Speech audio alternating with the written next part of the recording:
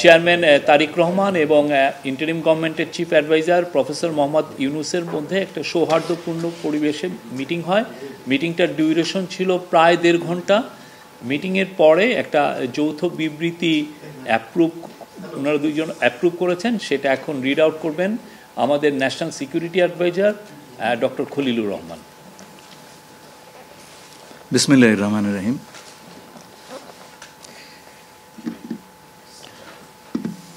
মাননীয় প্রধান উপদেষ্টা এবং বিএনপির ভারপ্রাপ্ত চেয়ারম্যান দুজনের অনুমোদিত যৌথ বিবৃতিটি আমি পাঠ করে শোনাচ্ছি। আজ বিএনপির ভারপ্রাপ্ত চেয়ারপারসন জনাব তারেক রহমান লন্ডনে সফররত প্রধান উপদেষ্টা প্রফেসর ডক্টর মোহাম্মদ ইউনুসের সাথে সাক্ষাৎ করেন। অত্যন্ত সৌহার্দ্যমূলক পরিবেশে তাদের বৈঠক অনুষ্ঠিত হয়। জনাব তারেক রহমান প্রধান উপদেষ্টার কাছে আগামী বছরের রমজানের আগে নির্বাচন আয়োজনের প্রস্তাব করেন। দলের চেয়ারপারসন বেগম খালেদা জিয়াও মনে করেন ওই সময় নির্বাচন অনুষ্ঠিত হলে ভালো হয়। প্রধান উপদেষ্টা বলেন যে তিনি আগামী বছর এপ্রিলের প্রথমার্ধের মধ্যে নির্বাচন অনুষ্ঠানের ঘোষণা দিয়েছেন।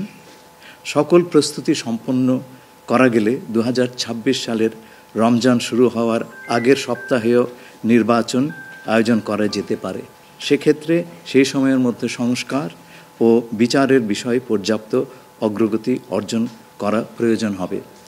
জনাব তারেক রহমান প্রধান উপদেষ্টার এই অবস্থানকে স্বাগত জানান এবং দলের পক্ষ থেকে তাকে ধন্যবাদ জ্ঞাপন করেন। প্রধান উপদেষ্টাও জনাব তারেক রহমানকে ফলপ্রসূ আলোচনার জন্য ধন্যবাদ জানান। আপনাদের সবাইকে ধন্যবাদ। আমরা 7টা কোশ্চেন নিব। আপনারা কোশ্চেনগুলো করবেন হচ্ছে আমাদের national security advisor doctor Khalilur Rahman এবং বিএনপির স্ট্যান্ডিং কমিটির মেম্বার আমির খসরু মাহমুদ চৌধুরী। প্লিজ।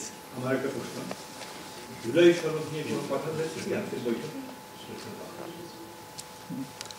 না, জুলাই সনদ নিয়ে তো অলরেডি আলোচনা চলছে দেশে, এবং এই ব্যাপারে আমাদের মধ্যে অলরেডি সিদ্ধান্ত আছে যে ঐক্যমতের ভিত্তিতে জুলাই সনদ হবে, এবং সংস্কারের ব্যাপারেও একই উত্তর আমাকে দিতে হয় যে ঐক্যমতের পরিপ্রেক্ষিতে আমরা সংস্কার এবং জুলাই সনদ দুটাই করব। সকলের ঐক্যমতের পরিপ্রেক্ষিতে সেটা সিদ্ধান্ত নেওয়া হবে, এবং এটা আমি নিশ্চিত এটা খুব কম সময়ের মধ্যে আমরা সেই সিদ্ধান্ত নিতে পারব।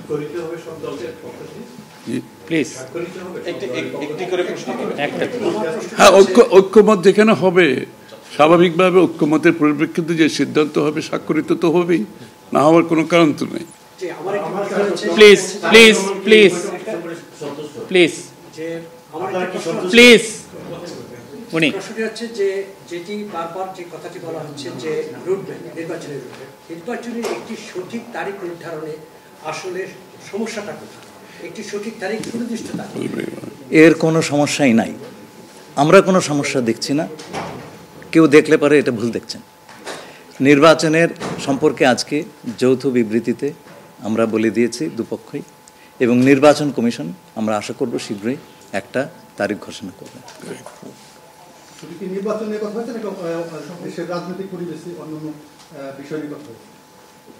সব বিষয়ে আলোচনা তো হবে স্বাভাবিক।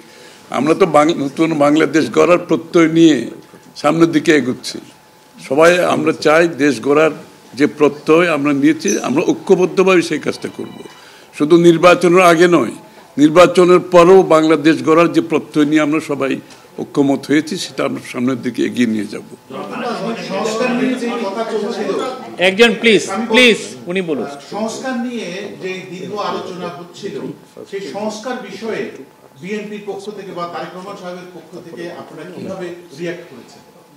যে আবার স্যার আমি শুনি, যে সংস্কার নিয়ে যে বর্তমান সরকারের যে একটা বিশাল রূপরেখা তৈরি হয়েছে, একটা বিশাল তালিকা, সেই তালিকা নিশ্চয়ই আজকে আপনাদের সামনে উপস্থাপন করা হয়েছে। যে সংস্কার বিষয়ে আপনাদের মতামত কি? বিএনপি কিভাবে সেটাকে?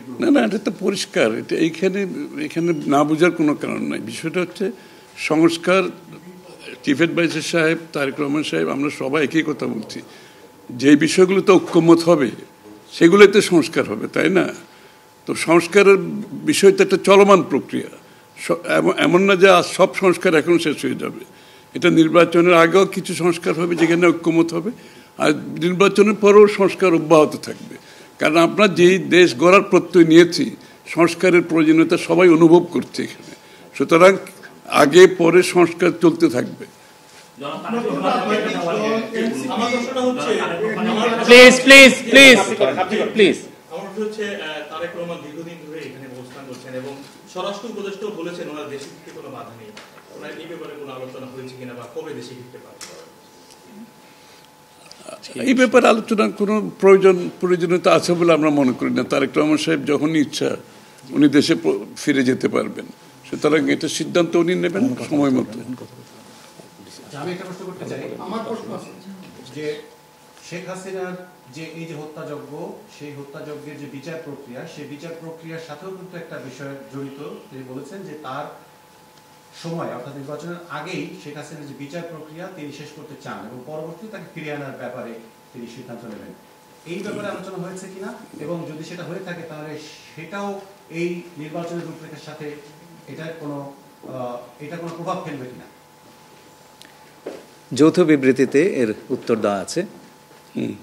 সংস্কার এবং বিচার দুই বিষয়ে পর্যাপ্ত অগ্রগতি কথা বলা হয়েছে এবং আমরা মোটামুটি কনফিডেন্ট যে এই অগ্রগতি আমরা নির্বাচন আগেই দেখতে পাবো। সম্পন্ন করা যাবে। রাজনৈতিক দল এনসিপি নির্বাচন কমিশন সংস্কার ছাড়া নির্বাচনে যাবে না বলে ঘোষণা করেছে।